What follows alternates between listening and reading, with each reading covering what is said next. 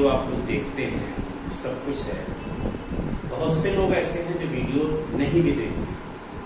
तो पहली बात तो आपको वीडियो देखना चाहिए। ठीक, दूसरी बात ये है कि आपको क्या लगता है कि ये वीडियो बनाना बहुत आसान है? लगता है कि बहुत आसान नहीं, बहुत आसान नहीं है। देखिए रात 10 साढ़े 10 हो रहा है, इस टाइम हम आपका पहला वीडियो बना रहे हैं। बनाते बनाते हमको करीबन 1-2 बज जाता है। उसके बाद सोना फिर जल्दी उठना, बहुत मेहनत का काम है। लोगों को शायद लगता है कि बहुत आसान पढ़ाई हो रही है, बहुत कर रहे हैं, तुमसे कई गुना ज्यादा है। यानी आप लोगों को केवल वीडियो देखने में दिक्कत है और हमको वीडियो बनाने में कितनी दिक्कत है ये आप नहीं, हमारी परेशानी को आप नहीं समझ रहे हैं। हम इतना वीडियो बना रहे हैं, सब कुछ है, आप देखते हो नहीं और एकदम से कह देते हो, बस समझ में नहीं आ रहा है। हालांकि हम जानते हैं कि बच्चे हमारी कंप्लेंट बहुत कम करते होंगे। मुझे विश्वास है अपने बच्चों पे नहीं, उसको अपने पढ़ाने पर इतना कॉन्फिडेंस है। मैं पूरी मेहनत के साथ, ईमानदारी के साथ पढ़ाता हूँ, उसे बिल्कुल भी कोताही नहीं करता। मैंने जब फोटो कॉपी भेजा है तो मैंने बता दिया कि इसमें सेटिस्फाई नहीं, मैं कतई सेटिस्फाई नहीं। मैंने काम ईमानदारी से किया और ईमानदारी से करना चाहता हूँ और समझा के चलता हूँ एक टॉपिक। और उसके बाद भी अगर आपको कोई प्रॉब्लम आती है तो आप बताइए, भैया मेहनत किस लिए कर रहे हैं? हम इसलिए मेहनत कर रहे हैं ताकि आपको समझ में आए, और आपकी समझ में अगर नहीं आता है तो आप हमको बताइए कि हाँ समझ में नहीं आए, तो हम दोबारा मेहनत करेंगे, दोबारा समझाएंगे। भाई अब पूरी कोशिश करता हूँ कि पहली बार में ही बहुत अच्छा समझाऊँ। ठीक है, एक फॉर्मेलिटी हम नहीं अदा करते हैं कि हम फोटो कॉपी भेजिए और क्लिक कर दिया और उसको भेज दिया, ये सब मेरे पास नहीं। पूरा अच्छे समझाया, पिछले लेक्चर भी, उससे पहले भी, हर बार आपने देखा होगा मेरे वीडियो को A1 आता है। अब उसके बाद भी अगर कंप्लेन आती है तो नहीं, आप कम से कम वीडियो को देख प्लीज, देख तो देखने के बाद अच्छा लग रहा है उसको लाइक कर दे, सब्सक्राइब कर दे, देखिए क्या है। हम आपको समझाने जा रहे हैं कि हमने अब तक जो पढ़ा वो पढ़ा ये था कैल्सिनेशन। भाई कैल्सिनेशन पढ़ा, कुछ बच्चों ने कहा थोड़ा सा बड़ा लिखे तो बड़ा लिखे यूज करेंगे, जैसे कैल्सिनेशन। अब ये कैल्सिनेशन है, ठीक, कैल्सिनेशन हम पढ़ चुके हैं। हमने क्या इसे बताया था, जैसे हम मान लें ये हमारे पास ये क्या है, ये ओर है, ठीक है, ये ओर है। अब इसको हम हीट करें, कब? In the absence of oxygen और limited amount of oxygen. Oxygen कहे, एयर कहे की बात है, कोई बात नहीं, ऑक्सीजन की हवा में घुसती। तो अब हीट कर रहे हैं, लो द मेल्टिंग पॉइंट। ठीक, तो क्या होता था, volatile impurities remove when the ore heated in the absence of oxygen or limited amount of oxygen below the melting point, then volatile impurities removed. This process known as calcination. हमने इसमें आपको example ही बताया, ठीक है। अब उसके बाद फिर बताया हमने रोस्टिंग, उससे पहले बताया था, कोई बात नहीं, पढ़ाया रोस्टिंग और कैल्सिनेशन। आप ये पहले पढ़ सकते हैं, बाद में पढ़ सकते हैं, और पहले पढ़ सकते हैं। ये प्रोसेस कभी दोनों एक साथ नहीं होती, ये अलग अलग होती है।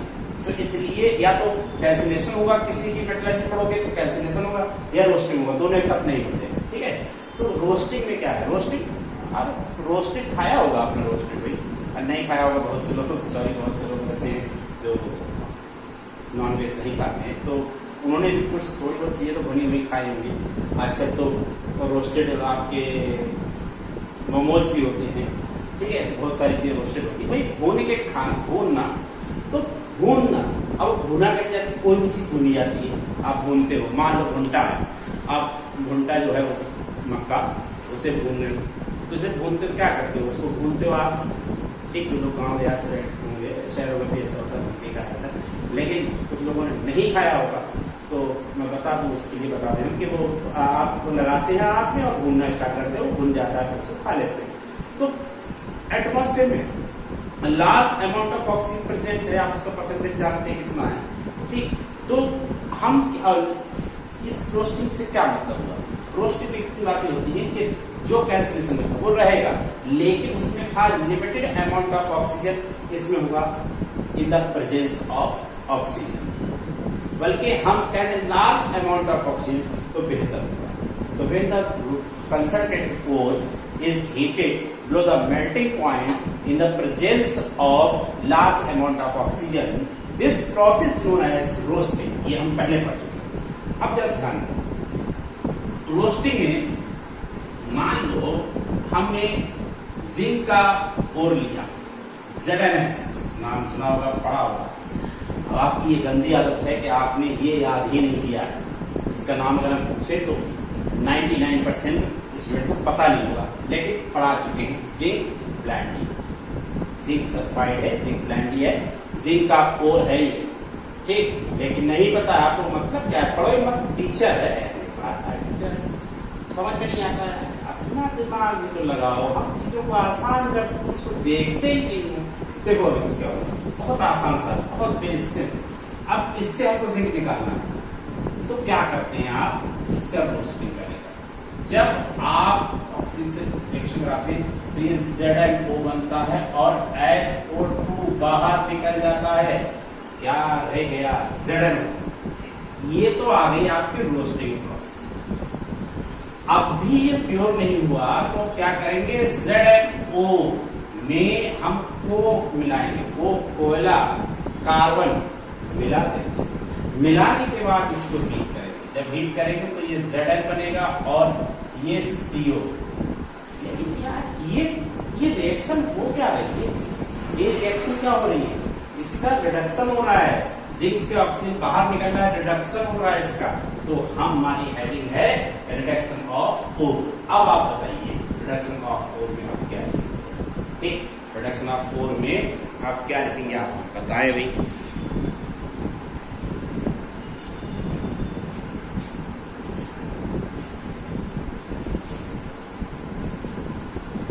तो हमने जो है आपसे कहा था कि आप क्या लिखेंगे। देखिए ये जिंक ऑक्साइड है, जिंक ऑक्साइड इसमें कन्वर्ट हो गया जिंक में, रिडक्शन हो रहा है। रिडक्शन हो रहा है तो रिडक्शन में क्या हो रहा है भाई, इसमें हमने कार्बन कोक मिलाया है और ये कन्वर्ट कराया है। अगर ये कोक ना मिला तो रिडक्शन ना होगा। तो एक तो बात ये है कि ये मेटल ऑक्साइड मेटल में कन्वर्ट हो रहा है। कभी कभी ऐसा होता है कि जिंक ब्लेंडिंग होकर जिंक ऑक्साइड भी मेटल और होता है। तो हमारे लिए बहुत आसान है कि जिंक अगर ऑक्साइड के फॉर्म में हमको मिला है तो हम उसमें कोक मिलाएंगे और कन्वर्ट हो जाएगा जिंक में, बहुत आसान। अगर मान लो ZnS है तो उसमें हम ऑक्सीजन, तो अगर हमारे पास मान लो ZnS है तो ZnS के लिए हम क्या करेंगे, ZnS के लिए हम एक काम करेंगे कि जैसे ZnS को हम रोस्टिंग कराएंगे और रोस्टिंग कराने के बाद उसको चेंज कर लेंगे, इसमें जिंक ऑक्साइड चेंज हो जाएगा, ठीक है। रोस्टिंग में क्या होगा, ये जिंक सिलेक्शन करेगा, जिंक ऑक्साइड बना लेगा और फिर जिंक ऑक्साइड जब बन जाएगा तो हम उसका क्या करेंगे, उसको कोक के साथ हीट कर देंगे, यानी इसका रिडक्शन करा देंगे। रिडक्शन तो ही रहेगा, इससे क्या हो रहा है, ऑक्सीजन बाहर निकल रही है, ऑक्सीजन बाहर निकलने का मतलब क्या हो गया, रिडक्शन।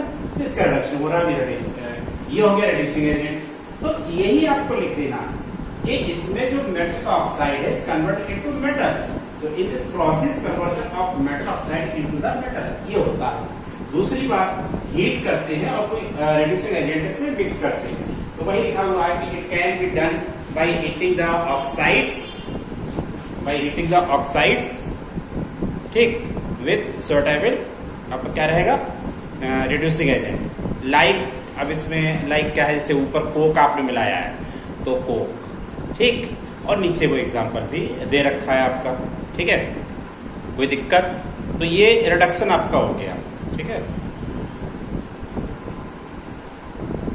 अब एक चीज होती है, कुछ मेटल्स जो होती हैं वो ज्यादा रिएक्टिव होती हैं, जैसे एल्युमिनियम है, सोडियम है, मैग्नीशियम है। जरा इनके लिए देखें तो एल्युमिनियम, मैग्नीशियम, सोडियम ये हाईली रिएक्टिव है। जो हाईली रिएक्टिव है वो डिस्प्लेसमेंट रिएक्शन देंगे, यानी उनके लिए हम मेथड अपनाएंगे डिस्प्लेसमेंट। होगा तो वही, मतलब होगा तो ये रिड्यूसिंग वाला है, लेकिन इसमें डिस्प्लेसमेंट मेथड आप अपनाएंगे तो वो भी हम देख लेते हैं। देखो कैसा क्या होता है, ये देखो। अब जो चीज लिखी है आपके सामने वो एकदम से समझ में नहीं आएगी, तो पहले हम आपको इसको छोड़ो, इसकी बात की बात वो तो हमने लिख दी टाइम बचाने के लिए, प्लस देखो हम जो कहें वो समझो। जैसे मान लो हमारे पास है यहाँ पर मैंगनीज ऑक्साइड MnO2, ठीक, मैंगनीज ऑक्साइड, और ये सॉलिड होता है और ये है ओर ऑफ मैंगनीज है। अब इसको हमें मैंगनीज को निकालना है, तो हमने यहाँ पर क्या काम किया, इसको एल्युमिनियम के साथ हमने हीट कर दिया, एल्युमिनियम के साथ, किसके साथ, एल्युमिनियम से हीट कर दिया। तो ये एल्युमिनियम ने इसको हटा दिया, यहाँ ये Mn बचा और यहाँ बन गया Al2O3, ठीक, बैलेंस नहीं है इक्वेशन, हम बैलेंस कर लेंगे। तो कैसे बैलेंस करेंगे, देखिए यहाँ दो से मल्टीप्लाई करेंगे, तो 3 से यहाँ मल्टीप्लाई करेंगे, क्यों भाई ऑप्शन 3 है और 3 का दुगना इक्वल करना है, तो 3 से मल्टीप्लाई करेंगे, 2 से करेंगे, 3 और 2 कैसे इक्वल होगा, 3 को 2 से मल्टीप्लाई करो, 2 को 3 से हो गया। अब उसके बाद यहाँ पर क्या करेंगे, यहाँ पर आप 4 से मल्टीप्लाई कर दें और यहाँ 3 से मल्टीप्लाई कर दें, ये रिएक्शन बैलेंस हो गई। अब इसमें देखिए क्या हुआ है, इसने इसको डिस्प्लेस कर दिया, बस इतना किया भाई। ज्यादा रिएक्टिव मेटल दूसरे को डिस्प्लेस कर देती है, तो इसने Mn को डिस्प्लेस कर दिया, क्या मिल गया, Mn मिल गया, एल्यूमिनाइल चला गया। तो वही चीज अब यहाँ पर लिखी है, चाहे वो आपका एल्युमिनियम हो, सोडियम हो, कैल्शियम हो, ये दूसरे का रिडक्शन कर रहा है भाई, इसके साथ ऑक्सीजन जुड़ी थी, क्या अब फ्री है, तो आप कहोगे नहीं जुड़ी है, इसका मतलब रिडक्शन हो गया, किसने किया, इसने किया, तो ये क्या हो गए, रिड्यूसिंग एजेंट हो गए, रिडक्शन करने वाले। तो इन सबका हम यूज कैसे यूज करते हैं, एज ए रिड्यूसिंग एजेंट, ठीक है। तो ये क्या कर रहे हैं, ये जो कम एक्टिविटी के मेटल्स हैं उनके ऑक्साइड से मेटल को बाहर निकाल देते हैं और हमको मेटल अकेला मिल जाता है, ठीक। कोई दिक्कत इसमें बताओ। अब ये जो रिएक्शन आपने देखी है, ये जो रिएक्शन देखी, रिएक्शन हो रही है, इसमें एक खासियत और है कि इसमें हीट जो है वो बाहर निकलती है। तो आप भी कह सकते हो कि this type of reaction is highly exothermic reaction, जो भैया एक्सो बाहर निकालना, और थर्मिक का मतलब क्या होता है, थर्मिक का मतलब होता है गर्मी, हीट, एक्सोथर्मिक यानी हीट निकालना,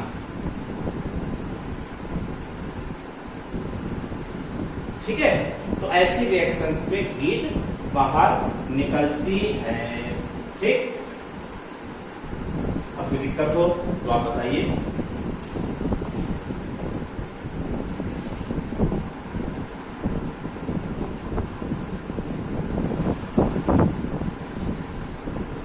अब देखिए, इसमें जो आपके पास लिखे हुए हैं सोडियम, मैग्नीशियम, कैल्शियम एक्सेट्रा, इनकी खासियत ये है कि बहुत जल्दी ये ऑक्सीजन से जुड़ते हैं, यानी ऑक्सीजन के लिए इनकी एफिनिटी बहुत ज्यादा होती है, ठीक, हम बहुत जल्दी जुड़ते हैं। और आपने इसी चीज का इस्तेमाल भी किया, जैसे एल्युमिनियम था, अभी मैंगनीज ऑक्साइड था, तो मैंगनीज ऑक्साइड में एल्युमिनियम जो है वो रिएक्शन कर लिया और मैंगनीज ऑक्साइड से ऑक्सीजन निकाल के अपने साथ लेके मैंगनीज को छोड़ दिया, यानी इतनी तेजी से ऑक्सीजन की तरफ भागते हैं कि दूसरे का रिडक्शन बहुत जल्दी करते हैं, उससे ऑक्सीजन ले लेते हैं। अब इनमें करते क्या है कि जैसे आपको सोडियम मालूम है और सोडियम मोस्टली ज्यादातर NaCl के फॉर्म में होता है, तो हम क्या करते हैं, तो हम इसका सोल्यूशन लेते हैं, इसका सोल्यूशन लेते हैं, इसको कहते हैं ब्राइन सोल्यूशन, ठीक, ब्राइन सोल्यूशन, ये आपको लिखने की जरूरत नहीं है, समझना। अब इससे हमको मान लो सोडियम निकालना है, तो हम क्या करेंगे कि एक इलेक्ट्रोलाइटिक सेल लेंगे। इलेक्ट्रोलाइटिक सेल का क्या मतलब होता है, उसमें 2 प्लेट लगी होती है, 2 प्लेट्स लगी होगी, एक प्लेट जो है वो काम करेगी एनोड का और दूसरी प्लेट काम करेगी कैथोड। 2 प्लेट्स होगी, वो कैसी भी हो सकती है, हमने इस तरीके बना दिया, वो आप ऐसी भी हो सकती है और कैसी भी हो सकती है। उसमें आप ये NaCl सोल्यूशन कर देते हैं, इसमें वाटर ऐड कर देते हैं। होता क्या है, जो NaCl है वो टूटता है Na+ और Cl-। क्या सोचते हैं कि ये सोडियम मेटल जो है वो आपकी कहाँ जाएगी? अरे भाई कहीं ना कहीं तो जाएगी, तो ये आप कहाँ जाएगी? तो ये जो जाएगी आपकी, ये जाएगी कैथोड। Very good. क्यों जाएगी कैथोड पे? क्योंकि इस पे पॉजिटिव चार्ज है और कैथोड पे नेगेटिव होता है, तो ये कैथोड पे जाएगी और वहां से इलेक्ट्रॉन लेगी और कन्वर्ट हो जाएगी Na में। ये देखो मिल गया हमें क्या चीज? Na। तो ये क्या हुआ? ये एक इलेक्ट्रोलिटिक प्रोसेस हुई, लेकिन साथ में इसका रिडक्शन भी हो रहा है। Addition of electron is known as reduction. ये हमने आपको बताया है, ठीक? नहीं याद होगा पढ़ लीजिए पीछे। तो addition of electron is known as reduction. ये क्या हो रहा है? ये भी रिडक्शन ही तो हो रहा है भाई, ठीक? तो अब इसमें आप क्या लिखेंगे तो वो समझ लीजिए, ठीक? ये एक इलेक्ट्रोलिटिक रिडक्शन प्रोसेस है, ठीक है? तो इसमें जो लिखेंगे वो हम लिख दे रहे हैं इसमें, ठीक? यही लिखेंगे कि जो मॉल्टेन स्टेट में आपने लिया है, ठीक? वही लिखना। तो जो समझाया था वो ये रहा। देखो फिर समझ लीजिए इस चीज को कि हमने इसमें सॉल्यूशन डाला किसका? NaCl का। अब मान लो ये हमारा पॉजिटिव है और ये हमारा नेगेटिव है, ठीक है? तो यहाँ पर NaCl डाला, तो NaCl जब हम इसमें करंट फ्लो कराएंगे, भाई एक बार इसमें जोड़ दिया, एक बार इसमें जोड़ दिया, जब हम करंट फ्लो कराएंगे तो ये टूटेगा Na+ और Cl- में। वाटर में एक्वा सोल्यूशन लेते हैं, प्राइम सोल्यूशन का मतलब ये होता है कि वाटर में डिजोल्व हो वो भर लेते हैं इसमें, इसके अंदर, तो ये रिएक्शन होती है। अब ये जो है ये Na, ये कहाँ जाता है? ये नेगेटिव पे जाता है, और ये कहाँ जाता है? ये पॉजिटिव पे चला गया, ठीक? तो नेगेटिव पे क्या है? इलेक्ट्रॉन ज्यादा होते हैं, तो वो जो आपका Na है वो Na इलेक्ट्रॉन लेकर के Na में चेंज हो जाता है सॉलिड स्टेट में। ये कहाँ पर? ये गया कैथोड पे, तो कैथोड पे डिपॉजिट हो जाता है। तो भाई metal is deposit at cathode, ठीक? दूसरी बात, क्लोरीन कहाँ पहुंची? क्लोरीन पहुंची एनोड पर, और वहां पर क्या करती? क्योंकि एनोड प्लस चार्ज है, ये उसको इलेक्ट्रॉन दे देती है, तो ये उसको जब इलेक्ट्रॉन दे देगी तो ये Cl2 में कन्वर्ट हो जाएगी और Cl2 बाहर निकल जाएगी। तो Cl2 लिमिटेड एट कहाँ पर? एनोड पर, ठीक है?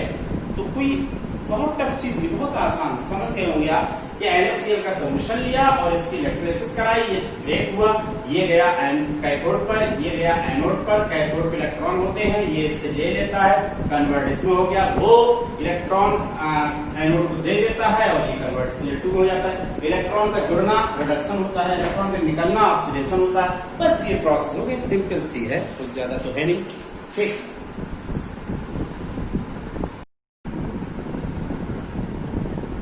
फिर रिकॉर्ड नहीं हो रहा है, देखते हैं।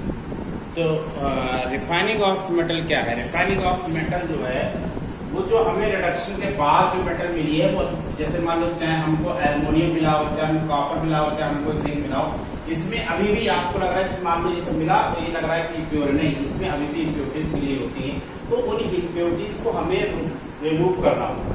उस प्रोसेस को हम कहते हैं रिफाइनिंग ऑफ मेटल। यानी रिफाइनिंग ऑफ मेटल वो प्रोसेस है जिसमें इम्प्योर मेटल से प्योर मेटल को ऑब्टेन किया जाता है। कैसे करते हैं? अब जैसे कॉपर है, समझिए कॉपर है, तो कॉपर की जो इम्प्योर मेटल है, ये वाली इम्प्योर मेटल कॉपर है, इसको हम मोटी मोटी प्लेट लेंगे, एक मोटी मोटी इसकी प्लेट बना, ये बना, ये मोटी मोटी इसकी प्लेट। और जो प्योर कॉपर में मार्केट से खरीदा उसकी जो है हमने पतली प्लेट बनाई है, इसकी प्योर कॉपर, फिर इसकी पतली प्लेट बनानी, ठीक? और इसको एक बड़े से टैंक में हमने रख दिया। किसमें रख दिया? एक बड़े से टैंक में हमने इसको रख दिया, ठीक? तो यहां पर देखो हमने क्या काम किया है, ये मेटल की, ये प्योर मेटल की प्लेट है, मार्केट से हमने खरीदी थी, पतली प्लेट बनाई। ये मोटी मोटी प्लेट किसकी है? Impure copper. यानी ये जो है इम्प्योर आपका कॉपर है, Cu है, और ये आपका जो है प्योर, एक प्योर कॉपर, ठीक? अब इसको हमने एक टैंक में रख दिया। उस टैंक में क्या है कि CuSO4 का सोल्यूशन भरा हुआ है। किसका? CuSO4 का, CuSO4 सोल्यूशन भरा हुआ है। जब इसको हम क्या काम करेंगे, इसको कनेक्ट कर देंगे, कनेक्ट कर देंगे, इसको कनेक्ट कर देंगे, ठीक? उसके बाद इसको कनेक्ट किया,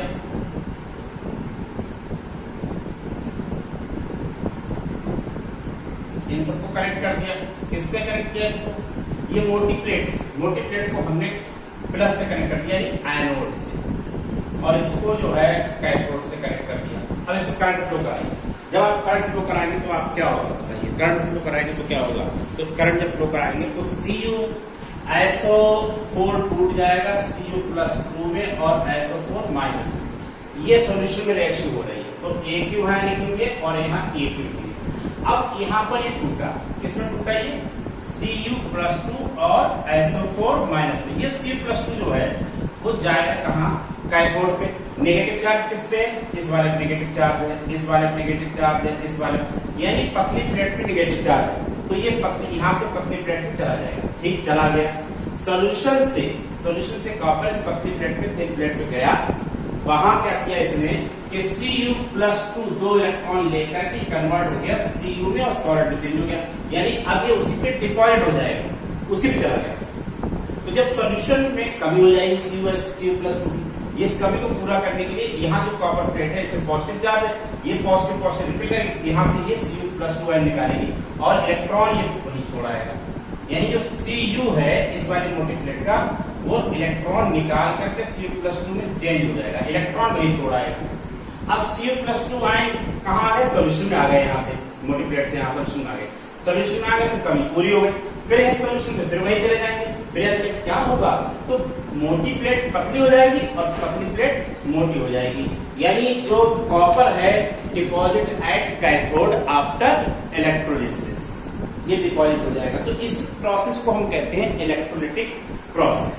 ठीक, इसमें क्या करते हैं? जो इम्प्योर कॉपर है उसकी मोटी मोटी प्लेट लेते हैं, या इम्प्योर मेटल की मोटी प्लेट लेते हैं और प्योर मेटल की पतली प्लेट लेते हैं, और मोटी प्लेट काम करती है किसका? एनोड का, और पतली प्लेट किसका काम करती है? कैथोड का।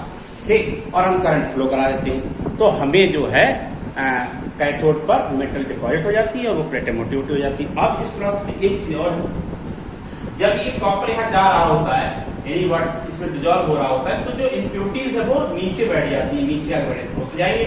भाई यहाँ से कॉपर यहाँ जाएगा, यहाँ जाएगा, तो क्या इम्प्योरिटी चली जाएगी? इम्प्योरिटी नहीं जाएगी, इम्प्योरिटी नीचे बैठ जाएगी, वो हम मड कहते हैं। ठीक, तो मड जो है वो नीचे बैठ जाता है, या गैंग कह सकते हो, और हमें इस तरीके से 99.8% जो है वो प्योर कॉपर मिल जाता है। इन रॉड्स को निकाल लेंगे अलग। ठीक, अब इसमें क्या लिखेंगे वो देख लीजिए। अब इतना आपको ये लिखना है, ठीक है, ये हम पहले समझा चुके हैं। इलेक्ट्रोलिटिक प्रोसेस में क्या होता था कि थिक रॉड लेते थे हम प्योर कॉपर की, ठीक, वो दिखाई गई है आपको डायग्राम में, और थिन रॉड लेते थे किसकी? प्योर कॉपर की। तो यहाँ पर मेटल लिखा हुआ है तो उसके कॉपर आ जाएगा।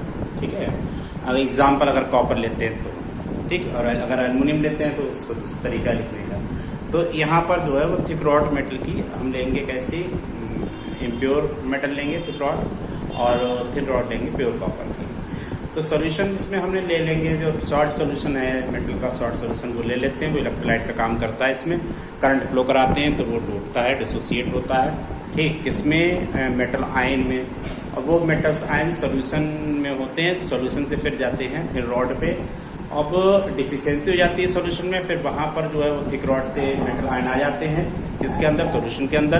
फिर सॉल्यूशन से फिर थिक रॉड पे चले जाती है। ये प्रोसेस होती रहती है, तब तक होती रहती है जब तक कि मोटी प्लेट जो है पतली ना हो जाए।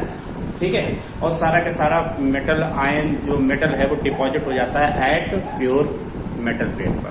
ठीक, अब ये आप समझे होंगे, इतने अच्छे समझाने के बावजूद भी अगर नहीं समझे हैं तो फिर हम बताओ क्या कर सकते हैं। तो अब इसमें आपको जो इलेक्ट्रोलिटिक रिफाइनिंग ऑफ कॉपर जो नीचे लिखा हुआ है, ये वाला, ये जो लिखा हुआ है इलेक्ट्रोलिटिक रिफाइनिंग ऑफ कॉपर, ये आपको अपने आप को करना है। जब मुझसे करिए तो आप अपने आप समझी करिए। ठीक है, हमने एक एग्जाम्पल इसी का ले लिया, उसमें दिखा दिया, बस आपको वो लिखना है। ठीक, इतना तो आप करेंगे, ये होमवर्क में डाल दिया जाएगा, बस ये आप इतना करेंगे। ठीक है, ये हमने करके दिखाएंगे नेक्स्ट टाइम पे। ठीक।